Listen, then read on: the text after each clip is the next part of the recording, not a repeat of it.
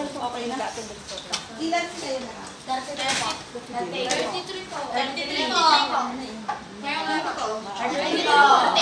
38 po yung mga May absent. Sinabi ko Mga ilang taon na kayo?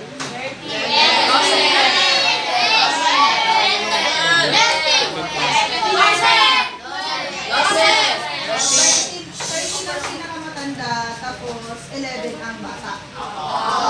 Ayun. Lahat ba? Taga-ano? Uy, nasira mo yan?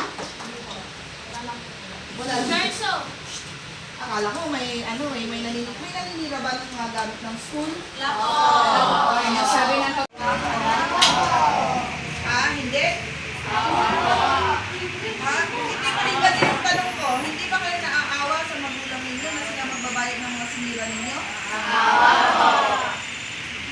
Kasi sabi nyo, so okay lang na manira para bayaran ng magulang, gano'n. O, di ba? Kasi kawawa naman sila kung gano'n ang gagawin ninyo. Sisirain nyo, tapos yung magulang nyo, magbabayad. Imbis na pambili ng pagkain ninyo sa bahay, anong gagawin? Pagbabayad ng sinira ninyo sa school. Bakit kaya gano'n?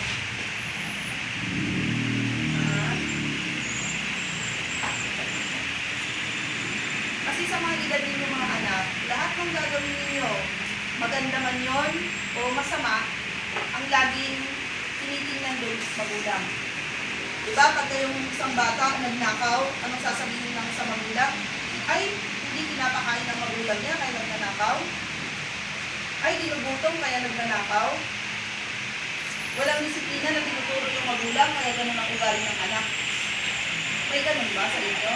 Hindi tinuturuan ng magulang ng magandang asal kaya naninira ng gamit sa school? O di kaya naman, laging napapalo sa loob ng bahay kaya pagdating sa school, siga-siga, siya na ang nanununtok ng classmate. Meron? Kung mga nanununtok ba dito at naka-api ng classmate, api-api sa loob ng bahay, kaya dito sa school parang biga-biga na? May ganun ba?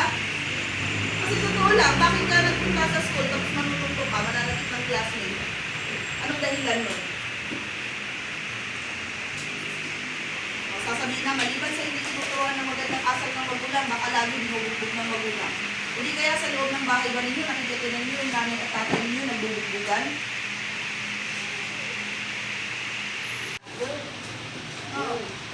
Huwag gawin yun. Kung alam mo naman kung paano siguro ulit na yung sinasabi ko, baka sa loob ng bahay, ikaw yung laging sinasabunutan, tinatadyakan, kinakalpukan sa loob ng bahay, huwag mong dalhin yun sa loob ng school o sa classroom. Kasi alam mo na kung ano sakit din. Hindi kaya nagmumura. May nagmumura ba dito? Oo. Sino nagturo nun sa inyo? Sasabihin ng mga tao, tinuruan ko ng magulang nyo na gano'n ang gawin ninyo. Magmura. Dahil saan kayo naman magmura? Sa bahay din, di ba? Ano? Saan? Sa labas. O sa loob ba ng bahay ninyo may nagmumura din? Wala. Ha? Wala. Wala man o meron. Pero dapat alam ninyo na mali ang pagmura. Diba? Pero bakit ginagawa ninyo? Alam na ninyo mali, nakakasakit sa damdamin ng kapwa. Ano pa? Saan mali yung pagmumura ninyo? Diba? Sa matanong ng Diyos, bawal din ang magmura. Bawal din ang manakit, diba? Hindi lang sa batas bawal yun. Diba? Ilan ang nagbabawal mo? Ilan ang nagbabawal ng pananakit, pagmumura? Mga pagnanakaw, mga gano'n.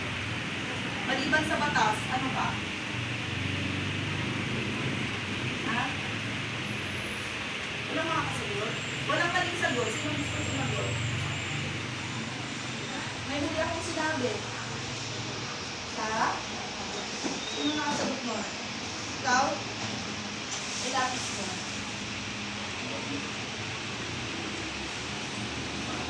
Diba?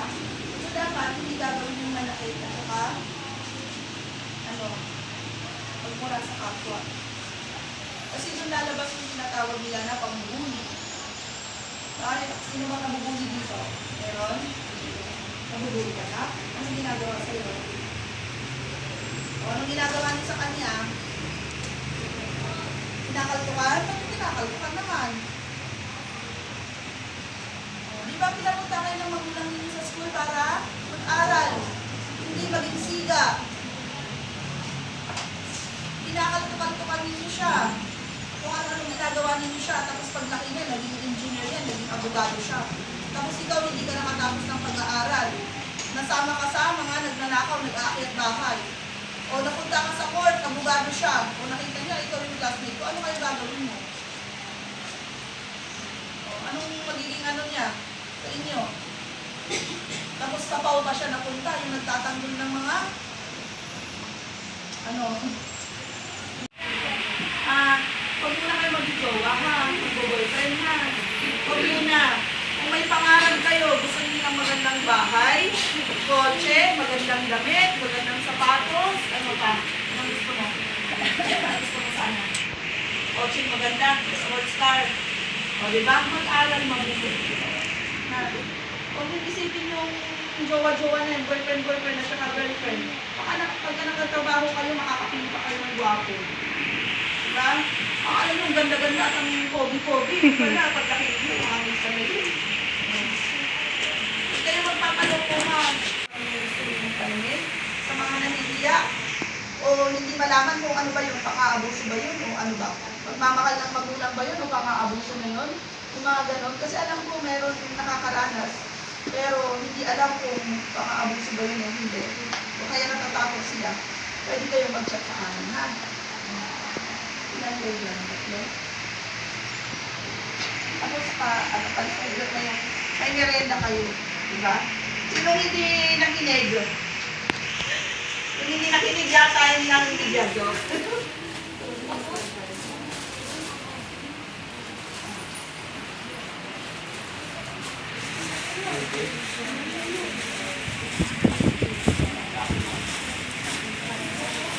Mama kayo? Aba.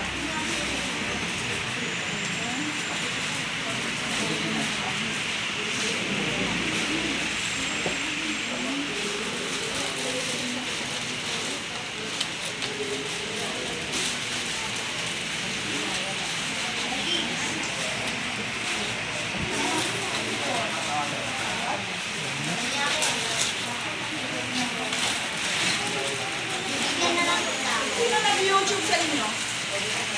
Yung ganon? I-follow ninyo ako, huwag nyo nang panoorin ha.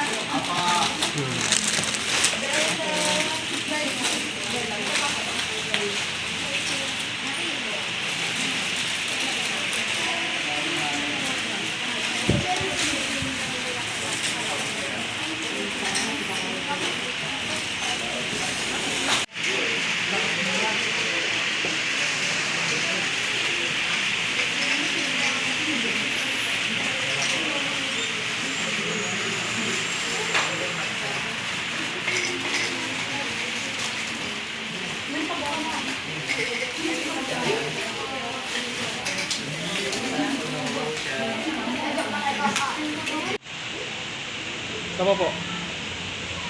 Bakit? Sa pa-picture din.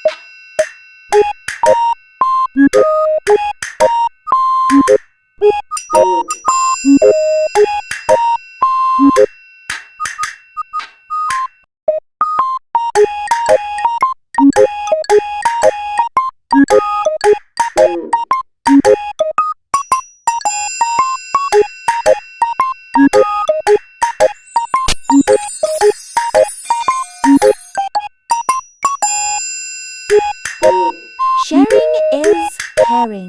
Thanks for watching.